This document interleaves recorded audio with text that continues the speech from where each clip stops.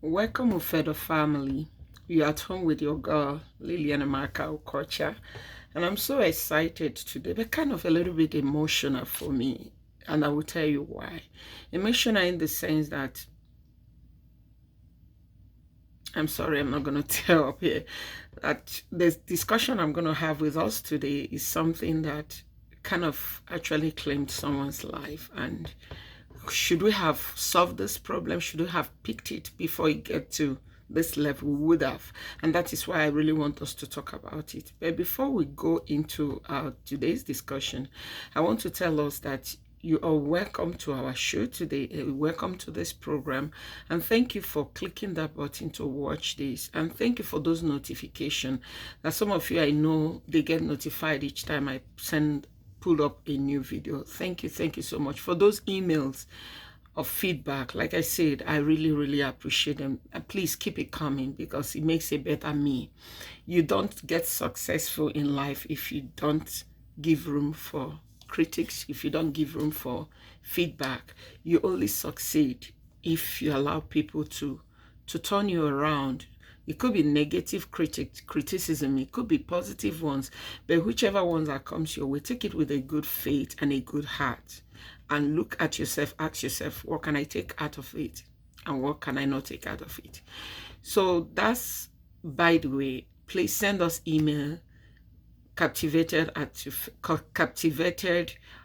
by ufedo at gmail.com, captivated by ufedo at gmail.com, and we appreciate it. Or you can leave a message in the description, but if you want it to be private, please send us an email. And please advise us when you send us an email that you want it personal, and we won't share it, because if you don't advise us, we will not know and we might use it as a reference. That being said, if you are in a relationship that is brutal, I mean, the relationship that you're no longer, like, you're physically abused in that relationship. Some of you entered into that relationship with the mindset of you're going to have a good marriage. And I'm going to give you an instance. Some of you, someone entered into a relationship, and when she wants to get married to her husband, the whole family members have looked at this man and what he represents. He's not a hardworking man. He's kind of a lazy. He doesn't want to work anything for himself. He kept on going to look for a woman that have a career, someone that will take care of him. And this lady was carried away by love. Should I call it love? To me, that's not love. Because from the onset, you should know your man. You should know your woman before you get into that relationship. If you're the kind that your man feels very, that I feel like I don't want to work today, and that is the early stage of your relationship, that's to me is a signal. Why would a man not get up to work? How is he going to take care of his family? How is he going to support his family? Or if you're a woman, you don't want to work, how would you support your man? I tell women, you have to get something doing, because there are some things you go to a man to ask a man to give to you. Definitely, you can't go to a man to tell a man, can I have a few dollars, few cents to buy myself a sanitary towel? Or when you have a daughter, like I do, a lot of us have daughters. How do you go to your husband? Or maybe the daughter will come to you, Mom, I'm going to the store, I need to buy get some sanitary towel for myself. You say, oh no, can you call your dad to ask him to send money? It's shameful. If you don't see it shameful, I see it shameful, because some lady out there will tell you that, oh, I've been looking for a job, I didn't get a job. Get something, no matter how small. I'm going to tell us, before I go deeper, I have a master's degree in business administration. And maybe because of my experience career-wise, I tend to look for a job. And I was looking for that high-end job that would be able to justify how much I spent in my MBA. Sweetheart, it doesn't work like that. What did I get along the lines? A lot of people say, oh, sorry, you've qualified. Because the moment they see your credentials, they look at you as a threat. So would you want to work in that environment? Yes. Would they want to hire you? No, because it means that once you're hired, you're taking someone's position. You're going to boss them. Now they want to hire you, but before you know it, your credential will move you up speed. So why not look for something to start with? If you have a handiwork, make use of it. I'm going to be honest with you. It's worked. It has worked for me and it's still working for me. If you can use your hand to create something, love that. The Bible says that the Lord will bless the work of our hand. Hold that word so firm, because if you use your hand and when you're walking, bless the name of God, it's going to come back with blessings, a lot of blessings that will go with it. So if you're in a relationship, tell yourself, I'm not going to come into this relationship. That's why I always say it. That don't come to marriage with expectations. Come with vision. If a man have a vision into marriage, it means that both of them have to work together to make that marriage successful. If a woman have a vision in that marriage, it means, okay, my husband is working, let me work again. You know, I hear a lot of things in the course of this, my vocation. I call it a vocation. I hear a lot of things, and sometimes I sit down and ask myself, does this really exist? Yes, it does exist. So this young lady, going back to my story, this young lady entered into the relationship, and she was working in a bank, and she was making good money, and her husband was busy, not taking life very serious. So she had put so many years, decades, 2 decades into this job, and one day she lost her job. And that is when the true color of who her man have always been came out. So the man felt she's now useless. Remember, she's been the one taking care of this, the upkeep of this family. Everybody loved her because she's hardworking, except the man that married her did not love her anymore, because she's not bringing that stuff that make the marriage to work, because the money is no longer coming in. That's why the man don't really like her anymore. So the question I asked the young lady, how come you never shared this with anyone? How come you never said anything about it? She responded in a way that is very emotional to me. She said, who will I talk to before I got into this relationship? Everybody warned me. Everybody said, no, it's not the right pick for you. Don't get me wrong. People shouldn't interfere when you're going to have relationship, when you're going into a relationship. But know that there are some things you cannot see, but people around you can see, especially in relationship. Try to pause back, think and ask yourself, can this be true? There could be negative ones, that people really hate someone, that they don't want you to get married to that person. They just bring up one thing or the other. I'm aware something like that exists. But this young lady tried everything to keep her marriage. She didn't want to bring a third party, and she's suffering in it. In fact, it got to the extent that she said it's like she's beginning to develop high blood pressure. The question is why? Why? You're very young, less than 50 years, you're having a trait of high blood pressure. So what I'm saying is this: why do I have to talk to this young lady? And I shared with her, I told her, follow your heart, follow your instinct. If this is a load you think you can carry it. But if it is not, seek for help very quick. And why did I say seek for help? I ran into a young lady in the course of this my journey, and had opportunity to know the family members. And each time she calls me, she will say, oh no, I'm going through hell. I called the family and I said, can you bring your sister back a little bit to take a break? And I remember the mom told me, oh no, it doesn't happen in the family. It is not the family tradition. Nobody comes back from the husband's house. And the children chorused, the siblings of this woman said exactly what their mom said. And this girl was suffering in the marriage. In fact, there was this period, I was the one that had to call the police. Please, because she called that the husband was killing her. And these people are not in Africa. They are in the Western world.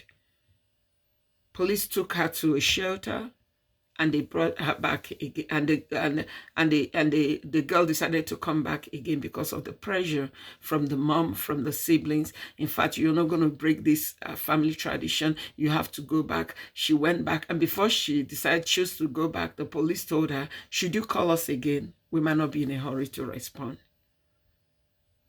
Eventually, they traveled to Africa for the Christmas holiday. For some no reason, the man got at his normal, because it becomes a norm for the man, and started battering this lady. The lady went into coma. She didn't wake up. And that's why it's emotional to me. She did not wake up. What did the man say? It's devil. Seriously? Devil? It's devil. But she's gone. She's gone, leaving her 3 kids. The oldest of her kid is 15 years. It's devil. She's gone. And since she passed on, her mom have not said a word. She sat down, she would just be, she's lost in, what should I say, lost in thought? No, she'd just be moping, looking at people. She couldn't believe that her only daughter is gone. And what did the brother call me to say? They should have listened to me. And I said, if you're going through a tough time in your relationship, that it has come to the extent of physical abuse, please seek for help. Don't get depressed into your relationship that you can't speak anymore. I know few ladies that the moment they notice that the lady said they have this code on their door, the moment the code goes on and the husband punches the code for the door and she hears this, her mind flex up, she has palpitation repeatedly because she's going through anxiety. I might not be a medical professional, but over the years, I learned that panic attack leads to anxiety, and anxiety leads to something that might be more dangerous. It could be a stroke, high blood pressure, it could be a stroke. So if you need help in your marriage, seek for it. It's not shameful. Don't say, I don't want to be the person that is bringing my marriage to the public. I know the the 2nd chapter of my book says that the umbrella chapter, don't share your marriage with a 3rd party. But when it gets to the extent that your life becomes a threat, are you a man in a relationship? No. Guys, listen to this. Sometimes women abuse men. And I've seen higher cases of women abusing their husband. It got to the extent that even a man have to run out of the house almost naked because the wife, he couldn't cope anymore, and the man had mental breakdown. So it goes both sides. It's not more on the female and it's not more on the male. So if you're going through tough times in your marriage that make you say that I need a help, go seek for help. It is very, very important that you go seek for help. Don't die in silence. If your parents can't listen to you, your pastor definitely might say, no, the Bible condemns it, stay in the marriage. But you better stay alive to be able to tell your story. A dead man and a dead woman cannot tell story. If you're dead, whatever you plan is gone. The desires you have for your children, the plans you have for your children, the aspirations and the vision you have, the things you plan to achieve, they are dead with you. But you can do something. If you cannot do it for yourself, do it for your children. There is one prayer I say all the time. God, nobody will deputize me in the lives of my children. And the only way you have to keep that and make that work for you is when your mental state is okay.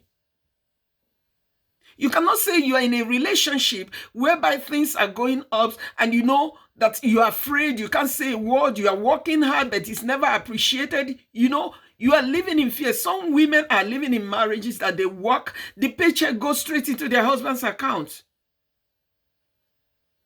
This is the moment to seek for help. If that is the agreement both of you had from day one and it's working beautifully for you, fine and good. But if you know that you are working so hard, yet you're suffering in it, please seek for help. Seek for help.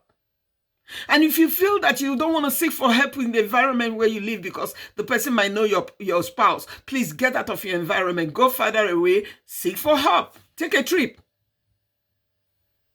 The worst thing that can happen to a spouse in a relationship is when you don't have the peace of mind anymore. You know, I do tell people that I teach people how to make money. And somebody asked me once, how come you're not a millionaire? How come you're not rich? I told her, yes, I teach people how to make money because I'm an entrepreneur and I teach people how to build a business. And I told her I might not have money. Physical cash you look at. But good health and sound mind is worth. Take your mind back. During COVID, at the peak of that COVID-19, a lot of billionaires, you and I know, could not even get out of the environment because they were caught up. Everybody was afraid. Nobody knows who is going to die. Even the rich also dies. So it's not about the money you have. It's about the peace of mind you have. I don't have the wealth, physical wealth to look at, but I have the joy that the Lord has poured in my soul. And each time I sing a song of praise unto God, I remind him of how grateful I am for the joy he has poured in my soul. So if you're in any relationship and you lack joy, happiness, peace, seek for help. Depression is real. Anxiety is real. If you ask a doctor that will be honest to tell you the statistics of what is happening, high blood pressure is no longer for the older folks anymore. The younger folks go through it even as we speak. The easiest way to get out of it is create for yourself happiness. Is your child the reason why you're not happy in your relationship? There are also solutions on how to deal with it. Seek help. I like doing mine on bended knees, and it has worked for me. It might not work for every other one. But seek help in any way you can to make sure that you don't go through depression. Because when one is going through depression, it comes with a lot of things. Something will begin to speak word into your mind, and you cannot control things that goes in here. None that you can. You are in charge of things that go into your head. Seek for help. You don't need a situation whereby somebody will be taking decision for you because your mindset cannot take the right decision. Oh, that marriage used to be very beautiful and something happened to that marriage. I know. But it's time to seek for help. I cannot stress it enough that if your marriage, you're going through emotional, physical challenge in your marriage, seek for help. I'm going to share something that happened yesterday. I took my son to school.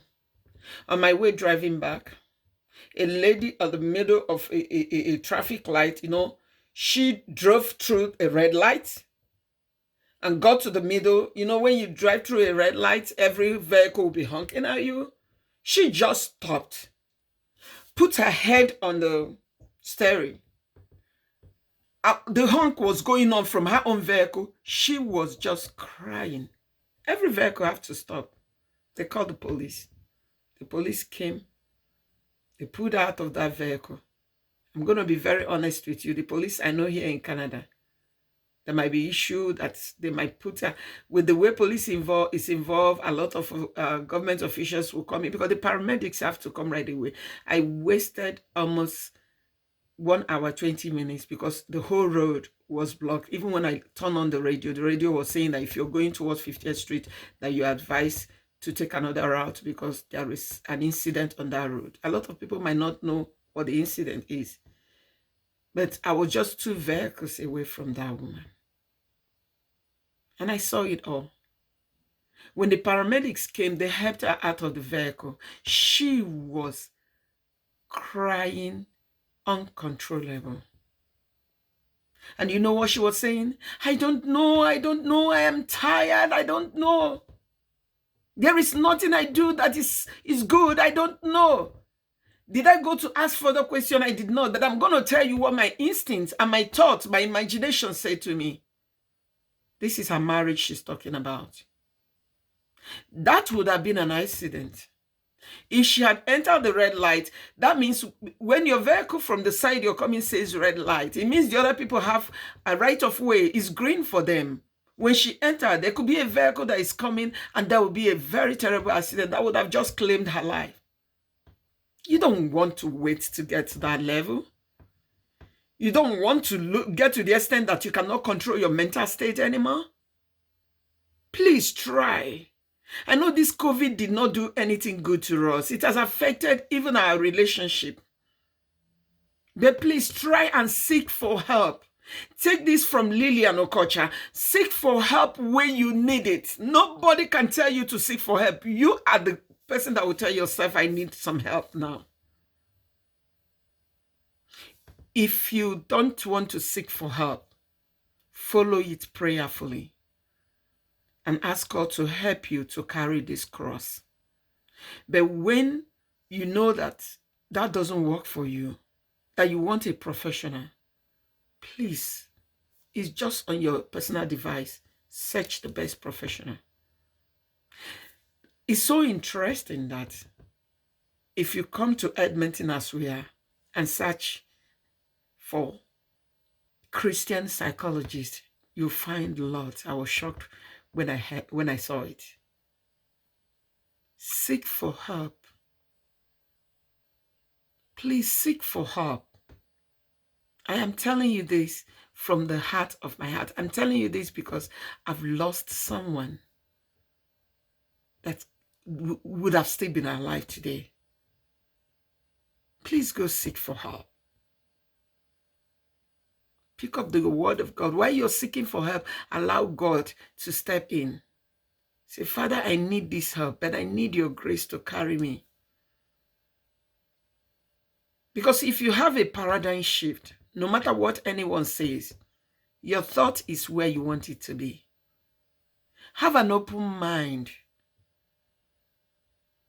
Don't keep anything. Pour it out the way it is so that you have a better life. Seek for help.